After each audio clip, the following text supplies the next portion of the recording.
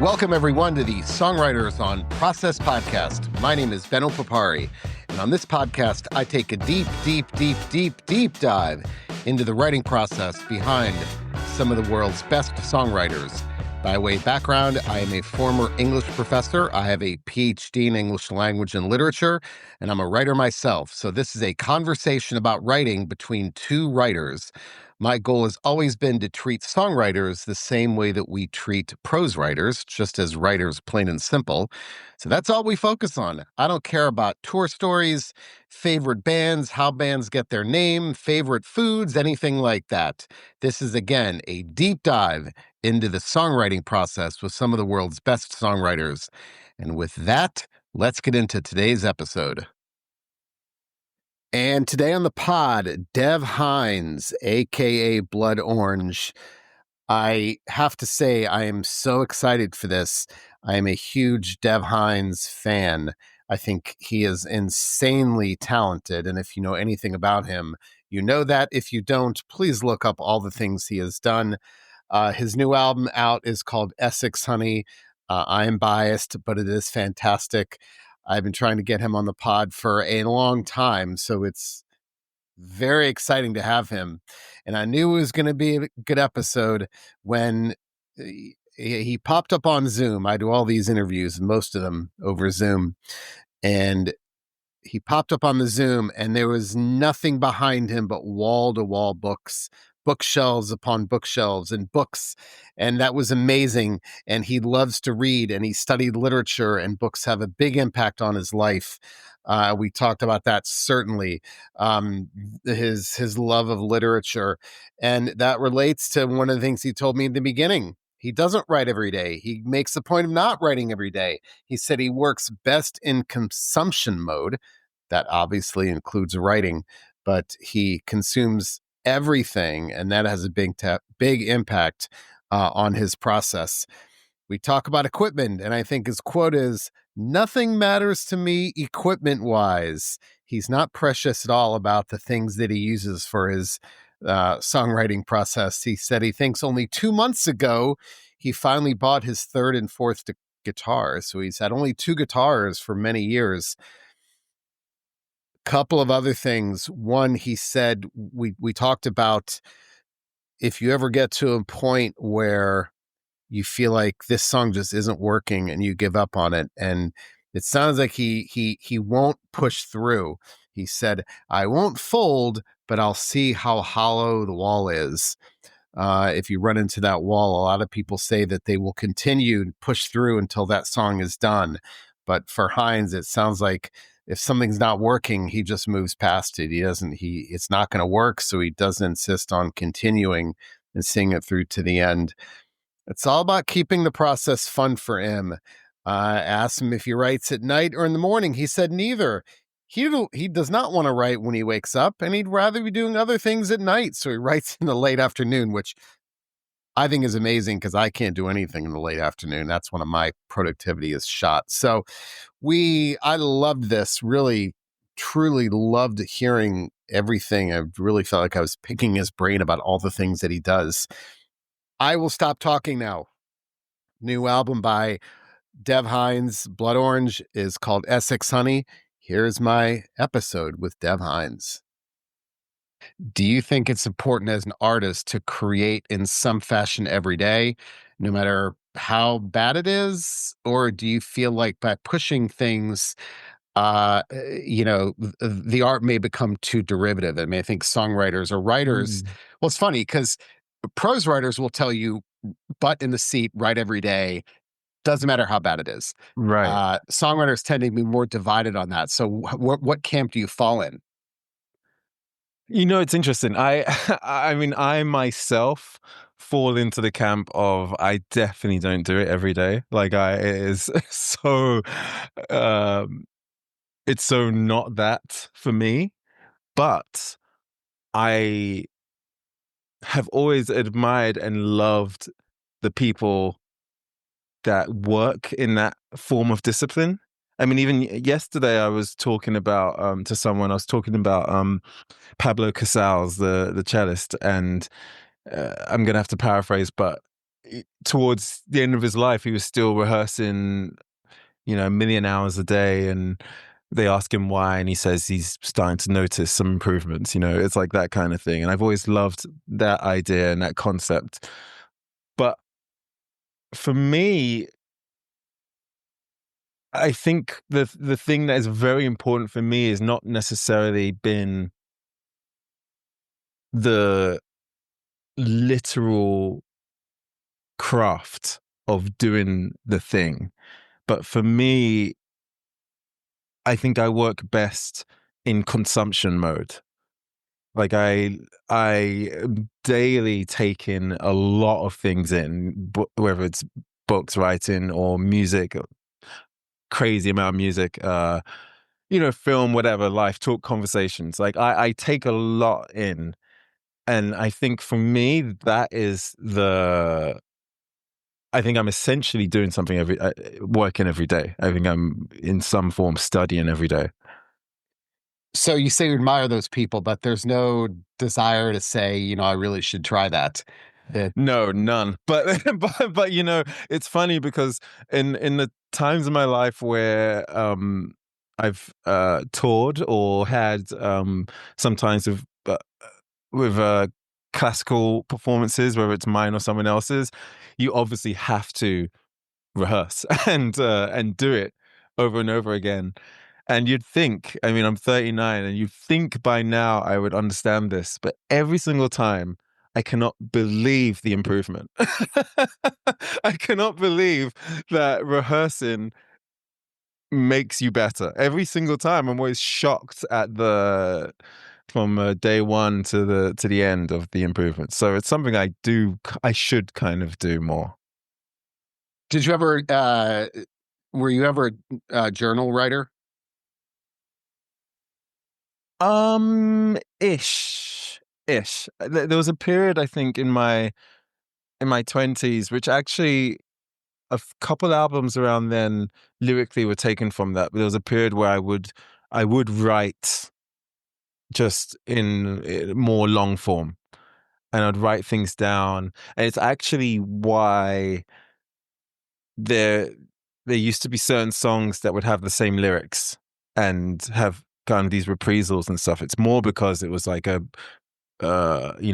long form of writing that I would kind of pull from and then add to music. So I used to do that a lot. Um, but I don't really do it now. Now I it's more sentences or couplets that I'll jot down, and they will find their way into something. Okay, a couple of things. Now, when you say jot down, I'm going to get very specific about this because I could do an entire website dedicated to this one question, and that is, when it comes to lyrics, are you a pen and paper person or a iPhone computer person? I am I am equally a notes app and pen and paper.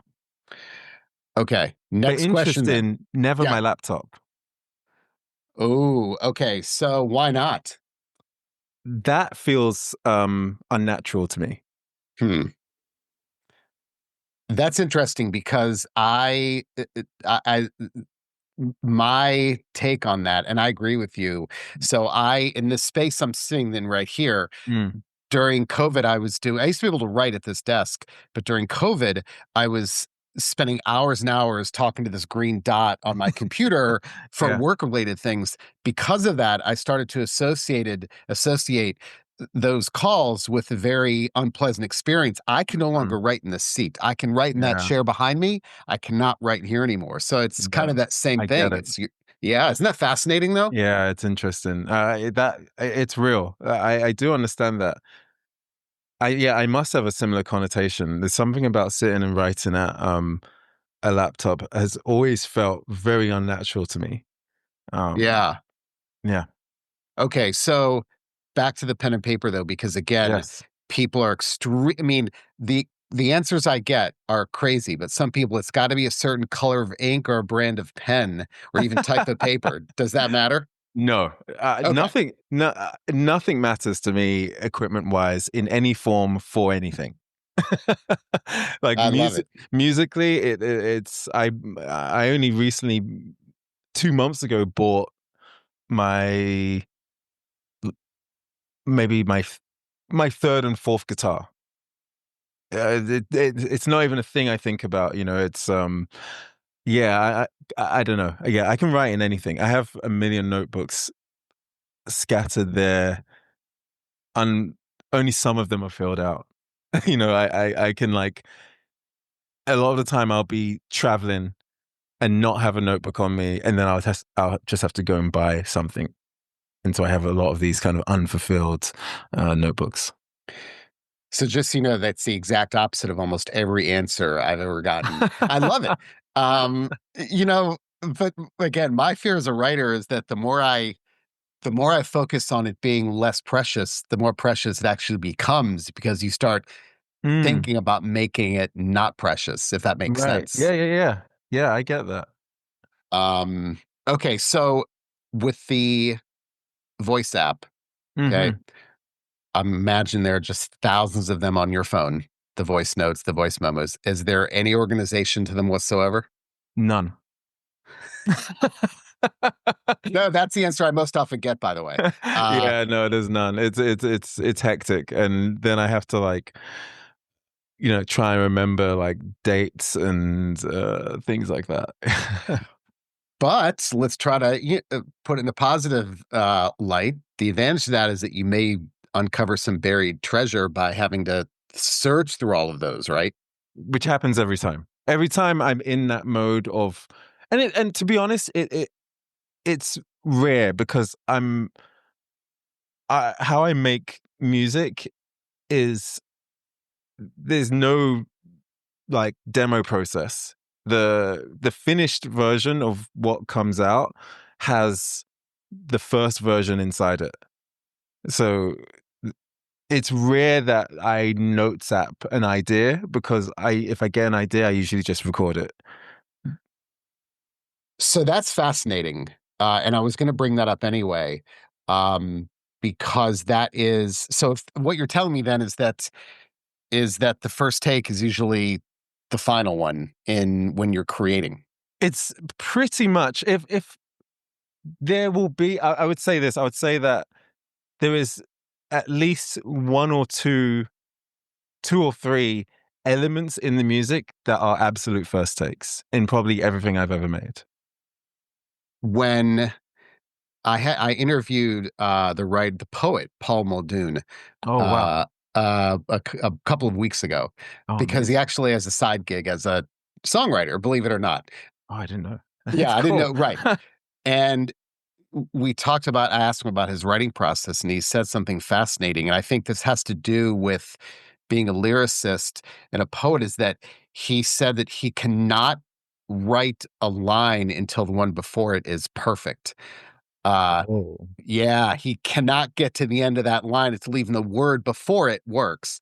And I see that maybe in poetry, because in poetry, you right, you have to Yeah. make sure that the word I'm writing sounds good with the one before it. Yeah, yeah. Um, that's not typically the way prose writers are, Yeah. but it struck me that poets would have to do that more often. But the advantage of that is that when he's done, uh, there's not much to do with that poem because it's in a finished state. Yeah. Yeah, yeah, yeah. Wow, that's cool. I mean, I think I'm somewhere in the middle with that. Um, I will say though that lyrically, there's usually no revisions. Lyrically, if anything, things get cut, but it's pretty much its totality when I've done a pass of lyrics. So you are doing a little, is it because what comes out is fully formed, or are you making changes along the way? I think I'm making changes along the way, but it's not as extreme as, line by line, but I'll kind of jump back and be looking at it but I tend to that like sit down of writing lyrics happens once with each song. Yeah, I think it dawned on me, like I said, when I was talking to Muldoon, that the difference. But if you're a songwriter, I think you could probably get away with that.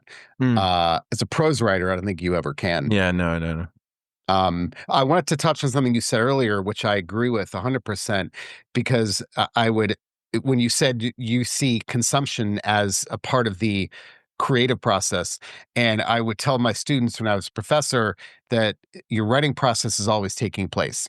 It's taking place as you are eating, sleeping, working out, Yes. doing anything.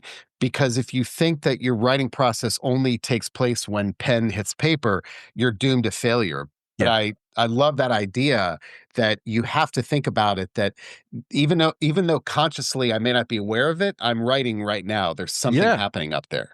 of course. I've always felt that way, and I've always lived that way. I'm very much like, I'm the person where I don't go into studios often. I usually I'm working at home or wherever, and then it'll just get to a point, whether physically with an instrument or mentally, where I feel like, okay, I should go into a studio and be in there. And the times I do that, it is very difficult for me to do like a block of days. It's almost impossible for me to do a block of days. There will be at least 1 or 2 days where I go in there for 1 hour. I maybe listen to other people's music for 40 minutes because the speakers are nice.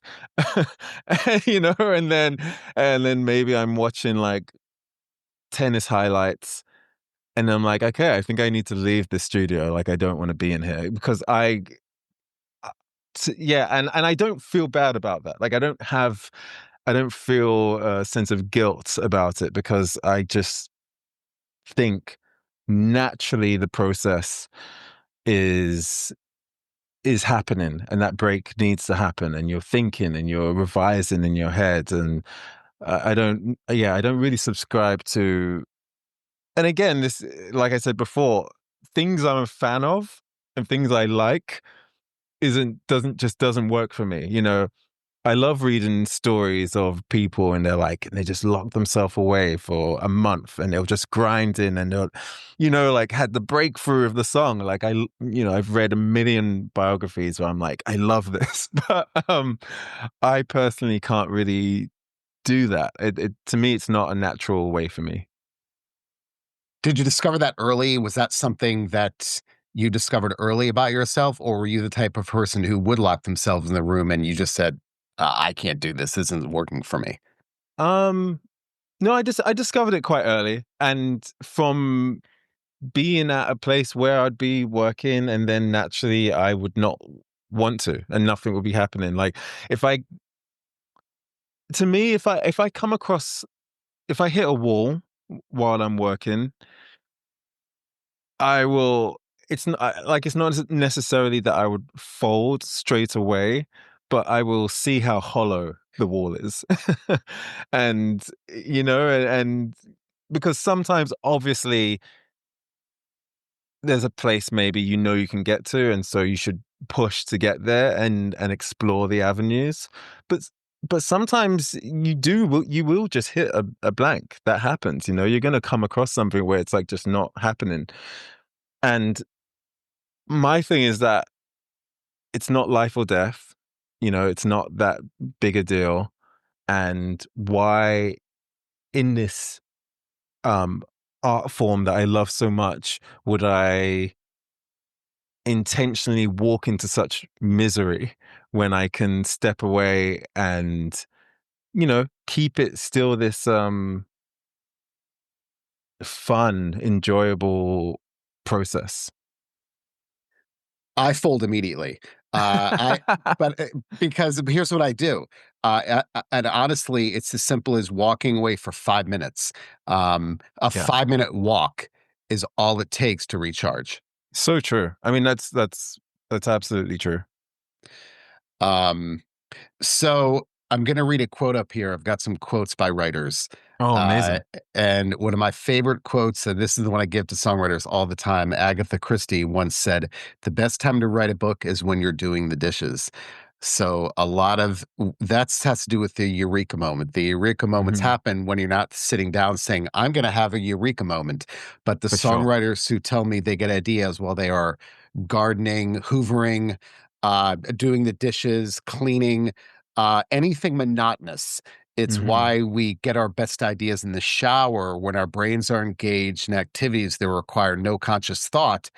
That's when the ideas bubble up. And that Mm. absolutely works for me. But there's something about repetitive motion where your brain is on autopilot. And that's what she's talking about. It's why I've got a David Byrne quote: "A car is a good place to write lyrics. Driving occupies one part of the brain, freeing up the other."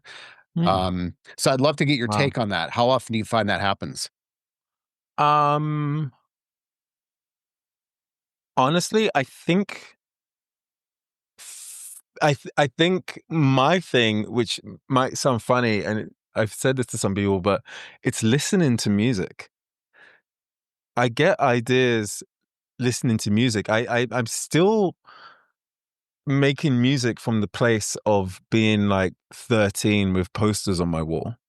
I'm or listening to the radio and pressing record on the tape to try and capture the song. Like I'm still making music from that place. The most music I listen to is when I'm making music. That's when I'm listening to a psychotic amount of music. Um, so for me, that's usually the spark, and it's not really. I should also say, like, it's not as direct as one and one. Like, it's not so much like hearing a guitar tone and now I'm going to make that guitar tone. It's a feel thing. It's really this a feeling that it would evoke in me is something I would then want to try and get to myself. It's how do I get to that place? And music is still so exciting to me that yeah, I still have that energy of like loving a band and starting a band, that kind of equation. So it doesn't happen often then when you don't get those moments when your brain's kind of turned off. It sounds like you're getting moments when your brain is at its most heightened state of awareness. Yes. Yeah, because for me, when my brain's off, it's off. Wow. And it's easy for me to turn it off. It's okay, I'm done. There's no music. How about when you're exercising, walking? I hear walking, biking, hiking. Do you get ideas, or is that something that you do when you need a break? Well, I do get ideas then, but the thing is, I'm listening to music. So So the brain is never quiet, is what I'm hearing. only if I'm playing sports. If I'm playing football or tennis, then the brain is as quiet as it can be in that way. But aside from that, I'm really just yeah, I don't know. I'm listening to music and reading and yeah, watching things. But yeah, it's rare that I'll have a music idea doing something completely at random. That is very, very rare for me. The closest comparison I can give is I interviewed Cautious Clay a couple of months ago, Oh, a cool. and it was great, but he said he got he said gets a lot of ideas while he's playing basketball, and Mm. I didn't understand that because, again, it was unless you're just dribbling, you're thinking about Yeah. Yeah, what but is yeah, but for him, it's a flow state, and he gets yeah. ideas while he's playing. But that's kind of what with you, Mm. with your getting ideas while your brain is at a heightened state, which I think that's wow. Uh, yeah, because I definitely get moments, contemplative moments or ideas when my brain is turned off. Like if I'm hiking Yeah. and and I'm not focusing on the hike itself. Yeah. Mm. But it's why people say driving is good. Um, but fascinating.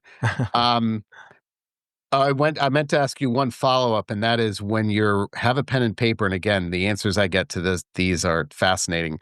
If you get to a word that you don't like, are you is it one line through it, or are you crossing it out furiously?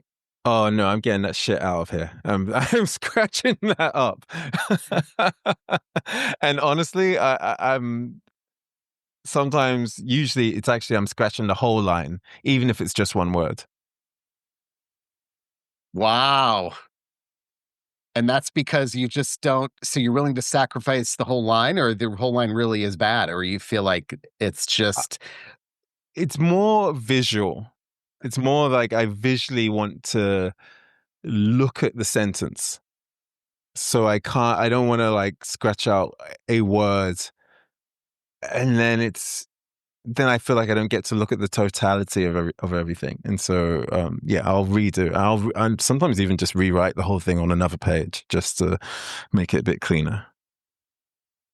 I love it. Okay, more quotes. James Baldwin. One writes out of one thing only, one's own experience. This is the only real concern of the artist, to recreate out of the disorder of life that order which is art. And then Maya Angelou, there's no greater agony than bearing an untold story inside you. Flannery O'Connor, I write to discover what I know.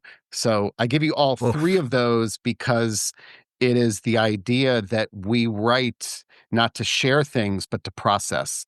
So I'd love to get your take on that whole idea because those are I think quotes are related. The idea that we just don't write to Yeah. say, "Hey, I'm going to share this with you," is I write because I need to discover this thing inside me, and only writing will do that. I've never related to anything more in my life. Yeah. I I said this to someone recently and they were shocked, but I've never written a song about someone in my life ever. Every single song I'm writing about myself Mhm. and my experience. Um, and I'm excavating. It's to me, yeah, it's an endless pull. Um, and obviously, it's recently, I think I've been leaning to write more literally and actually a bit more exact and with shorter words because I also feel that the more literal the situation is in the language, actually then for everyone else creates more of a metaphor. I think it ends up becoming a bit more universal when you're like very, very exact about things. I think you get to the emotion and then everyone can relate usually to the emotion, and obviously there can also be in a fun way misunderstandings. If you write about I mean, I'll give an example actually from a song on the album, but there's a song where I sing about a knitted heart, which sounds like a metaphor, but it's actually about a thing that was given to me. I'm really talking about this one item. So I've always loved that aspect of writing words, but yeah, I am solely writing about myself when I'm making music. And how often does that happen when you finish writing and you get that sense of, I'm in a better place now than I was when I started because this was a good exercise and Hmm. almost a therapeutic piece in this sense? Um, I think if it happens, it actually happens in quite in the future. I think it happens quite a while after, and then you look back, and I think you can, at least for me, I can like see maybe the place I was in, and even have a better understanding. Um, yeah, but usually while the album's being made, and even shortly after it's out, I think I still have the same thoughts and questions. Aeneas Nid said, "We write to taste life twice, in the moment and in retrospect." Wow. I got that's them all. They're all up here on this screen. I wow. can go for That's really days good. on these. And honestly, I have a lot of holes musically and in literature. Like I have a lot of like funny holes in things that I somehow missed, and Ace Nin is one of my holes. I somehow have never fully dove in. I studied her. I took a class on it was Americans in Paris in the 1920s, that Oh, whole yeah, all yeah, of yeah. them. And it was her and Hemingway and Gertrude Stein and Fitzgerald and all of those. But speaking of Hemingway, Hemingway always said he could never write about Paris when he was in Paris. His firm belief was you need distance, whether it's spatial or temporal, Yeah. to be Like able to write Baldwin, about right? something. Baldwin, Pardon me? like Baldwin, he was like, you have to Yeah. leave America to write about America, and Yeah. So do you need that distance or do you find that immediacy is better for you? um, I I basically create worlds in my head that I can always be in. So I travel a lot while making things. I just travel with the hard drive and some books, and I'm able the project ends up being the world, and I can like tap back into it. So say with this last album where it's talking a lot about where I'm from, a lot of it wasn't made in England. Some of it, the end part kind of was, but I didn't need to be in England to write about England. So it's a similar kind of thing. Or before we talk about books, I got one more quote. This is the songwriter's favorite. This is from E.L. Doctorow. He says, "Writing is like driving at night in the fog. You can only see as far as the headlights, but you can make the whole trip that way." Mm, And as a writer, mm, I don't think I have any right knowing what something is supposed to look like when I start. Now, that's my view. For me, yeah. I think the biggest mistake I can make is to say, here's where I am. I want to get there, and here's what I'm doing to get there. And I feel like if I am that strict with it, it doesn't allow me to make diversions and to Yes. explore things. And I think that's what he's saying is you can only see as far as what's ahead of you, Yeah. but you've got to do that, step by step rather than saying, okay, that's the end game. So I'd love to get your take on Mm. that. Yeah. I think musically, I tend to have a an image. Hmm. Like musically speaking, I'll have a place I want to end up, but it's abstract, and it's again, it's more going back to a feeling I have, and I don't always know fully how to get there. And if it veers off, it veers off. But I tend to start with a feeling musically, but lyrically, it's exactly like that quote. Lyrically, I never ever have a sense of what it is. So about the ritual, I did not ask you about your ritual. Is there a time of day, maybe a favorite chair, room? Mm. Does that matter to you? No, no, it doesn't actually. But I think I am at my peak form of creativity in the late afternoon. Really? See, this is the bizarro interview because no one has ever said that. It's always either late, middle of the night or early morning because the late afternoon is when we're typically at our ebb in the circadian rhythm. So, okay, this is amazing that No, you that's say that. I love the late afternoon. I mean, in the mornings, I like to enjoy my mornings, and at night, I like to enjoy my night. I don't want to be working. I want, that's a nightmare to me. Like, no, it's the late afternoon. I feel like I'm at my peak, and I honestly, that's across the board too, because this is my own stuff. This is if someone wants me to play an instrument for them, or just in general. I think I'm my sharpest at that point. Caffeine, anything you have to have with you, does that matter? No, it doesn't really matter, but I can be. There are times I can be highly caffeinated, so maybe that is important, and I'm And too does addicted to know. And does room matter or a chair or anything like that? No, no, no, no. It can be anywhere, really. The answers I get to, they're fascinating. I could just tell Mm. you so many stories. I mean, I had Britt Daniel from Spoon on, and he told me once that when he started, he has to write on the floor because when he started writing, he couldn't afford a couch. So he would have to write on the floor. He can clearly afford a couch now, but he still has to write on the floor. And there's some, Wow. that's probably a big therapy question because so many Yeah, songwriters tell me it's the floor. I have some. That's so interesting to hear because I have things about that. Because when I mentioned earlier about how I'd only just bought like a couple guitars, it I realized there were a lot of things from when I was younger like that I'm still attached to. Because the reason why I can use anything is because I didn't have things, and so I would use anything. Someone would lend me a guitar for something. I couldn't say I wasn't in position to pick the guitar, so I would just use the guitar. And same if I managed to get into a studio, I just use whatever's in the studio. And I'm still like that with studios. I'm still very much just whatever they have, I'll just use it.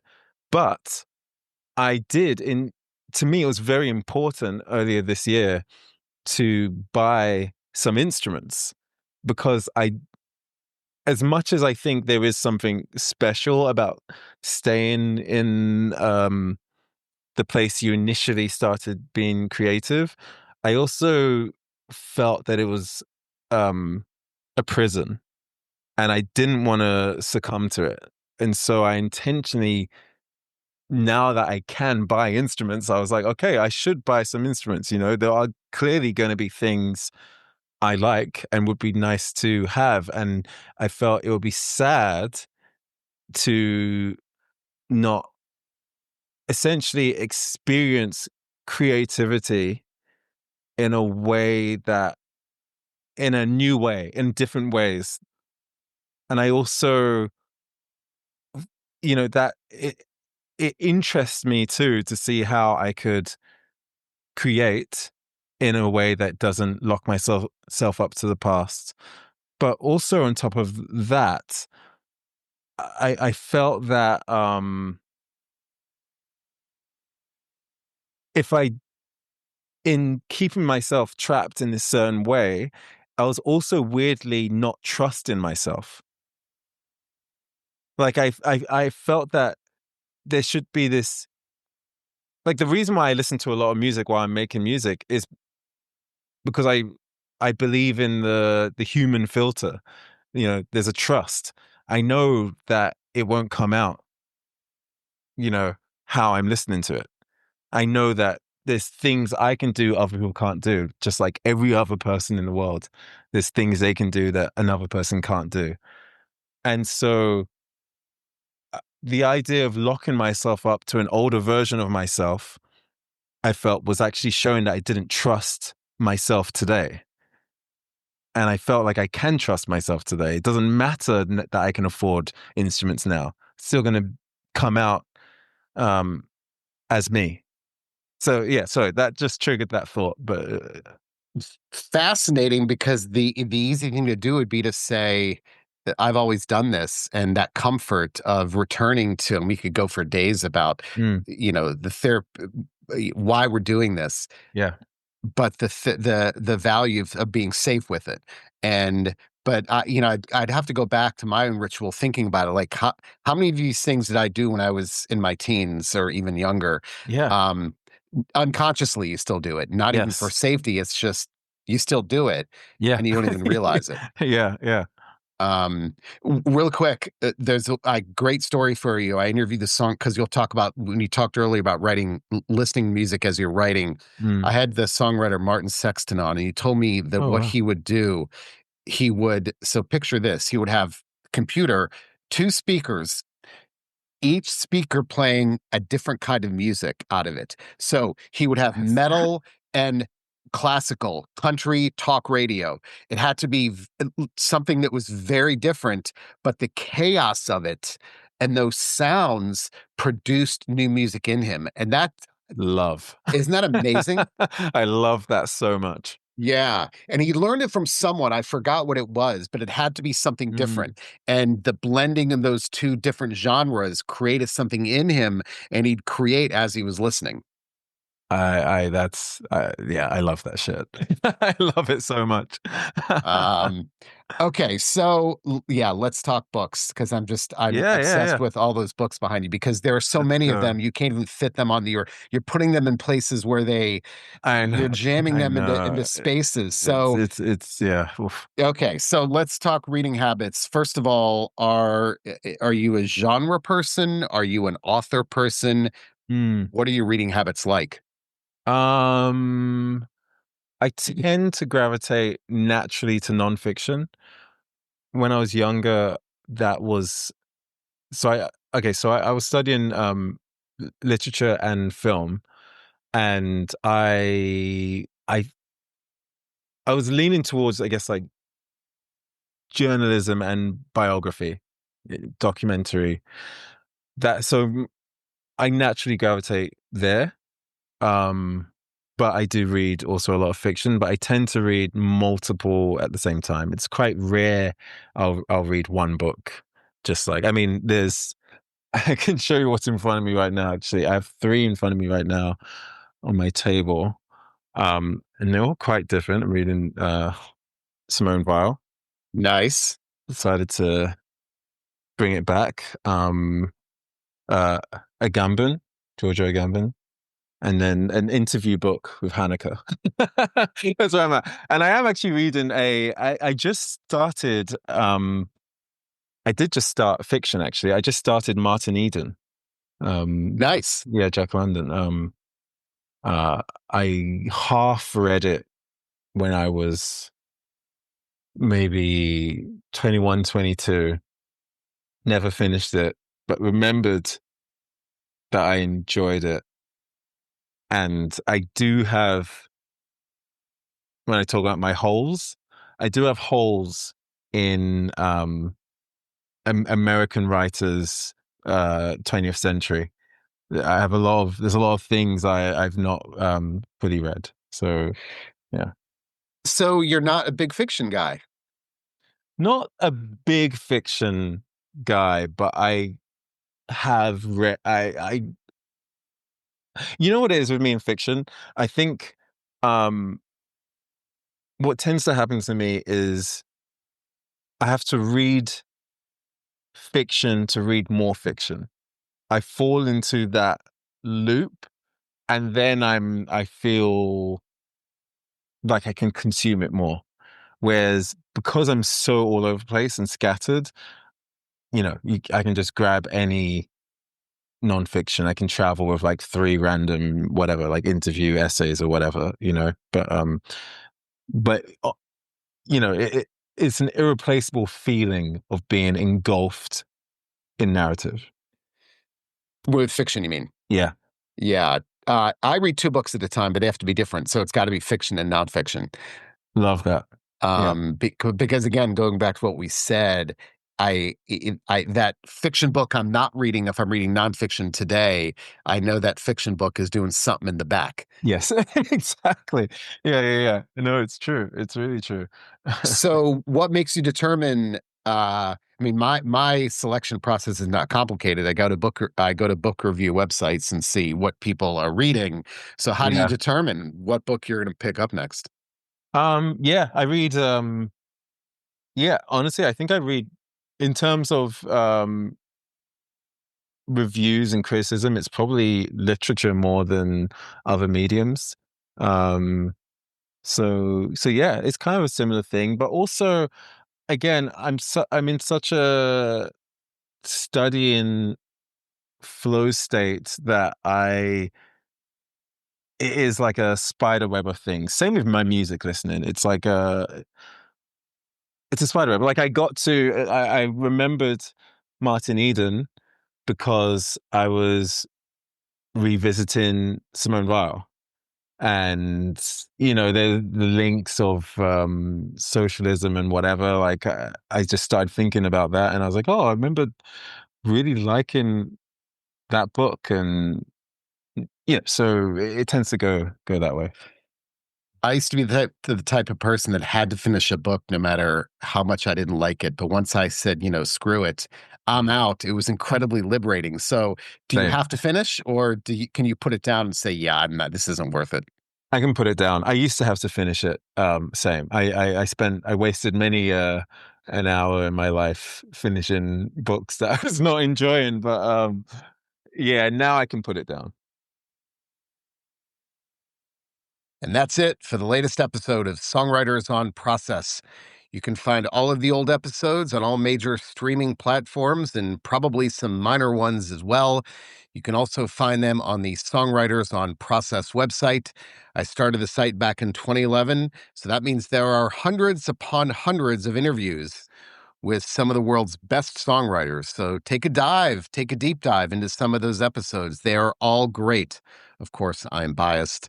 Also, shameless plug. My book, Desolation, a Heavy Metal Memoir by Mark Morton with Benno Papari, that is me, is out now on Hachette Books and in all major bookstores. Mark is a good friend of mine. He is the guitarist in the metal band Lamb of God. And so we collaborated on his memoir. I'm biased, but that's a damn good book. Again, it is called Desolation, a Heavy Metal Memoir. And lastly, if you want to get in touch, go to the Songwriters on Process website. You can fill out a handy contact form and it'll get to me that way. You can also email me at ben@songwritersonprocess.com. I'm all ears. Send me your comments, your suggestions, your complaints, people you want me to interview. I get great suggestions all the time. I can't respond to all of the emails because I get a lot of them, but I do read all of them. And let me know your thoughts. If you have ideas for people you want me to interview, there's your chance. And with that, I am out. See you next time.